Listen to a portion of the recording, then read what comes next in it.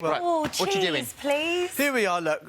Let's talk about Welsh Rarebit now. OK, a lot of people think it's just cheese on toast. Well, it essentially is, but there's a bit of a twist. You've got to get things right, you know, otherwise it doesn't work, and so we'll come on to that a bit later. But before we go on to that, I'm going to use the base. We're going to make a laverbread bread.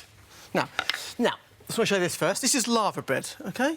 So this is seaweed. This is seaweed, OK? It looks quite funny little Yeah, thing, it's quite... it? Now, I had a friend of mine years ago, and she would cook bacon eggs in the morning, take the bacon out, really fatty bacon, take the bacon out, take the egg out, and then put a couple of spoonfuls in and stir it in, and it sucks up all the bacon fat, and you put it with... It was delicious. Nice. Yeah, it was, actually. Nice. And sometimes a bit of oatmeal in it as well, just to thicken it and give it a body. OK, so what are you going to do Right, with that? make a bread. So, I'm not going to go through too much of the bread breaking process, because we haven't got much time here, but this is a laverbread. So in here I've got normal, strong bread flour, OK? Now, a little bit of brown flour goes in as well, or wholemeal flour. Just gives it a bit of extra body, I think, and also a bit of colour. Then olive oil or butter, it's really up to you. In that goes. A little bit of salt. Now, you've got to be careful with salt, because some of the laverbreads are actually quite salty, being out to sea. So maybe taste it first. Exactly, and then adjust it. And too much salt from the laverbread or from the salt anyway will kill the yeast. Yeah. Okay. So you've got to be slightly careful. When you say laverbread, it's basically mushed up seaweed. Yes. That's what it smells like. Yes, it is. Yeah, it is. Yeah, you're right. Then, now, absorption rates of different flours will obviously vary. So I put roughly about 350 to 400 mils of water, warm water. But what I do is you only put 3/4 in. You can always add it and take it out. But then you have to have extra flour. Then a little bit of sugar goes in. Now, the sugar is what the yeast will feed on, so it gives it its lift, as it were, it's a carbon dioxide. So mix that in, and you just need to bring that together. And already at that point, I can see it's a bit dry, so we'll add... And what water. texture are you looking for? For it just all coming together without being too sticky? Yes, and bear in mind, once you start kneading it, the stickiness will go in there because you're working the gluten.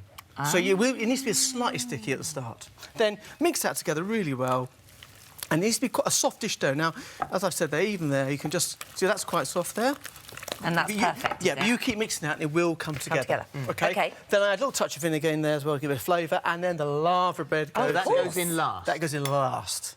OK, so in it goes. All of it? All of it, yep. About 85 grams. And it's a, seaweed is a superfood, isn't it? Apparently so, yeah.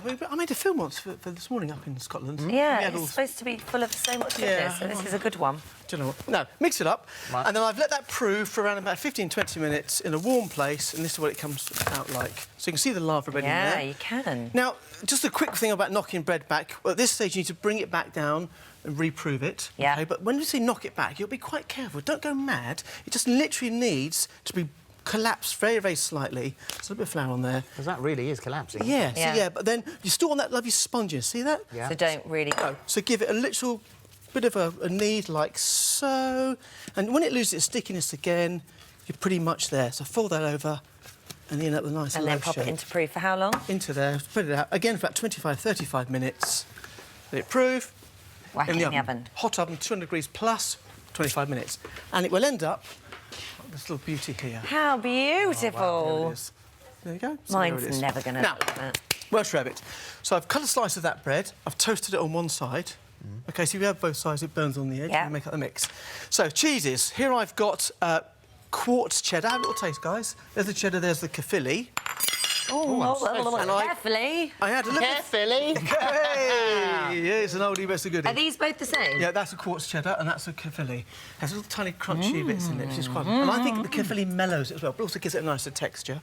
Oh, it's so good. Then up to 3 egg yolks is really up to you. I'm going to put 2... How many slices is that going to do if you put 3 egg yolks in there? That'll do perhaps 4 slices of bread, OK? Bear in mind, this is slightly normal size bread, it'll be up there. Yep. So egg yolk goes in. Now, I do like mustard, so I put a lot of mustard powder in to get real kick. Is that traditional? Is that traditional? Yeah, absolutely. Along with a little touch of beer. Now, a lot of people use stout. The earliest recipe I found was 1625, and they used stout beer. Really? But I prefer hoppy beer. A little touch of beer in there, a little touch of Worcester sauce, in that goes. And then a little bit of pepper. Mix, mix, mix, mix it up to a nice paste, and you'll see it will come together like a paste. Now, this is a really important thing.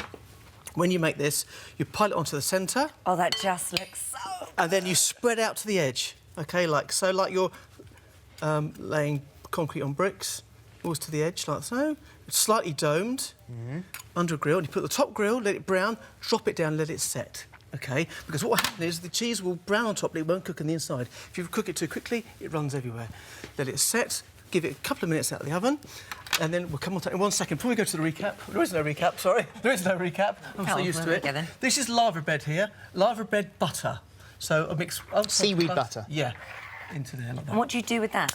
Right, you spread that on the bread beforehand if you want. Or you could... You can have it just like that, little beauty.